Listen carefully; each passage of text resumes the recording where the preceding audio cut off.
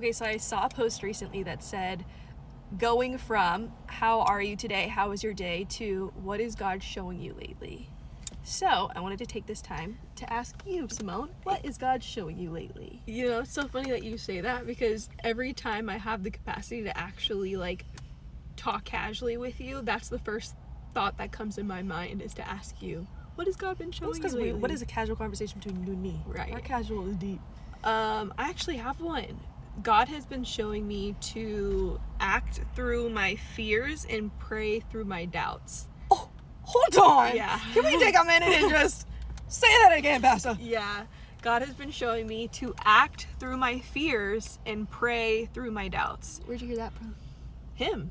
So what's funny is that like original.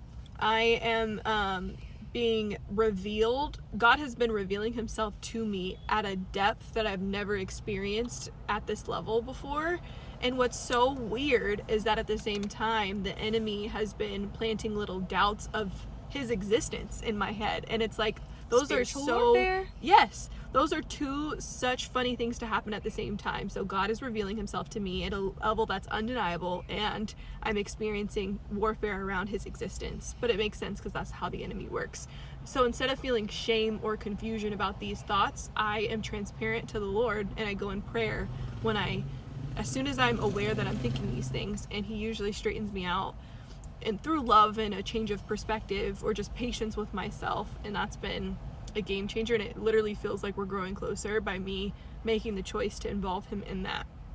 What does that feel like in your body? Does the doubt immediately go away? Does God reveal some wisdom to you? Or do you end up just kind of being overcome with the sense of like peace and his presence? Yeah, I think. Or do you just move through that doubt and like, show up anyways kind of situation? That's with fear more than it is doubt, but yes to all of that. So it really just depends on the circumstance. So, I mean, God is kind of like, he is his own like personality. So every time I come to him, it won't be the same exact kind of response. So yeah, he might flood me with his presence and peace one time, or the doubt just feels like usually thoughts. It's not usually like an intense emotion. It's a logical type of attack in my mind. So me just taking the time to like talk to him, he'll give me a little wisdom, he'll give me a little peace. Or honestly, me just like choosing to pray to him despite having that thought is enough. If that makes sense. I think the biggest testament to growing in your faith and maturity is having those thoughts, and also continuing to show up for God and with God in spite of maybe silence. That's good. In spite of him not answering your prayers right away. Yeah. I think patience is a real testament to trusting him, because a lot of the times he is growing us the most when we have to wait a little bit.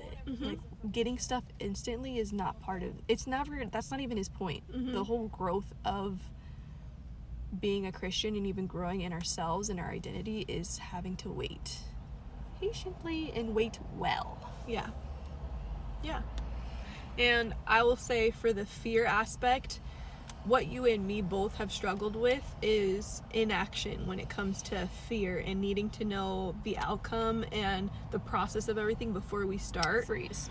Yeah, we go into a freeze state. So I'm learning that as I've stepped in outside of my comfort zone, when I'm still experiencing fear amidst my action, the only way that I can power through is to continue to act. Yeah. And that's the quickest way to shut the enemy up, because And let your mind follow. yeah, Do because it and he's your mind always will, going to say, oh my gosh, you're so cringy. Oh my gosh, what do people think? And if I choose to act despite those fears, it's the quickest way to show the enemy who's in control. You can't stop me.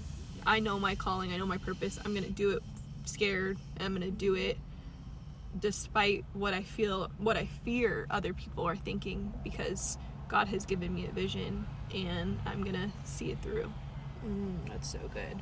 I think God told me recently that I am to be sanctified, and I got that word very clearly, and I was like, I actually don't even really know fully what that word means. Like, I wouldn't be able to tell somebody what it meant. So I looked it up, and it means to be set apart. And I was like, Okay, I hear you. Because to be set apart means that you're going to have to stand out, not necessarily from the crowd, stand out from the crowd, but be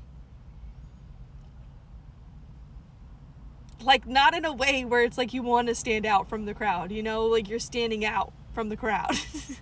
I don't know what better way to put it, but that is going to mean having to tell the world no, having to do things that you don't want to do and be different from the people around you. And I think that's sometimes hard because culture in itself is such a hive mentality. If you look at trends, if you look at music and media, we are all wired as humans to go with the crowd.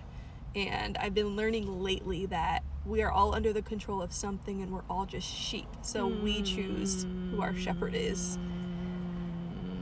So that's... And if you really have the cool. boldness to step out of the hive mentality, you become queen bee. And then people start to follow your lead. And it's a hard process to step outside of the hive because it's with the glory of God, of course. You're Yeah. not in the spotlight. It's to be like, you know, put him in the spotlight. But yeah, you're right. Yeah, you become the influencer rather than the influenced. But it's uncomfortable to sometimes Yeah, it feel is. that like weird spotlight a little bit. Or feel it. Even if Outcast. it's, outcast was the word I was looking for. Yeah. So that's really cool. Thanks for sharing. Thanks for sharing.